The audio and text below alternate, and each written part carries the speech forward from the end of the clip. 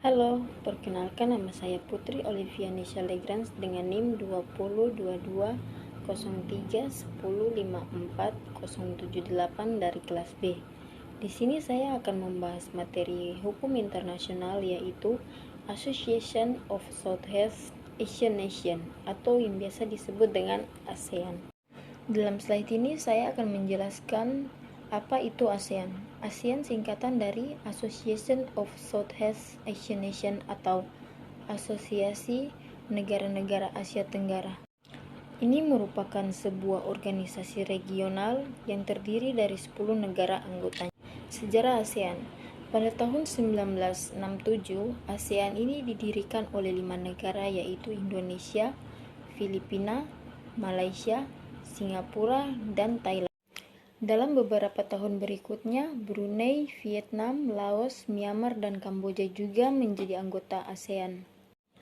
ASEAN terus berinovasi dengan menciptakan berbagai program dan inisiatif untuk meningkatkan kerjasama dan pemahaman antara negara-negara anggota. Berikut adalah tujuan ASEAN. Tujuan ASEAN sendiri pun dibagi menjadi 3, yaitu keamanan, kemakmuran, dan yang terakhir identitas bersama. Anggota ASEAN terdiri dari 10 negara. 10 negara tersebut saya sudah masukkan dalam slide ini, kalian tinggal lihat ya teman-teman. Sumber hukum ASEAN. Yang pertama, konvensi. ASEAN menciptakan berbagai konvensi dan perjanjian untuk mengatur kerjasama di berbagai bidang. Yang kedua, peraturan. ASEAN juga mengeluarkan peraturan-peraturan yang mengikat negara-negara anggota dalam hal kerjasama dan pengambilan keputusan. Yang ketiga, keputusan bersama. Keputusan bersama ASEAN adalah instrumen yang digunakan untuk mendorong implementasi kebijakan ASEAN. Penegakan hukum ASEAN. ASEAN memiliki berbagai lembaga dan mekanisme penegakan hukum untuk memastikan implementasi dan pematuhan terhadap hukum dan peraturan ASEAN. Peranan ASEAN di dunia.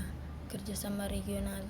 ASEAN menjalin kerjasama dengan berbagai negara dan organisasi internasional untuk mempromosikan perdamaian, keamanan, dan kemakmuran di kawasan Asia Tenggara. Mewakili suara Asia Tenggara. ASEAN memiliki suara negara-negara Asia Tenggara dalam forum-forum internasional dan berperan aktif dalam proses pengambilan keputusan global. Yang ketiga, peluang perekonomian. Kehadiran ASEAN membuka peluang bagi negara-negara anggota untuk memperluas perdagangan dan investasi di kawasan Asia Tenggara.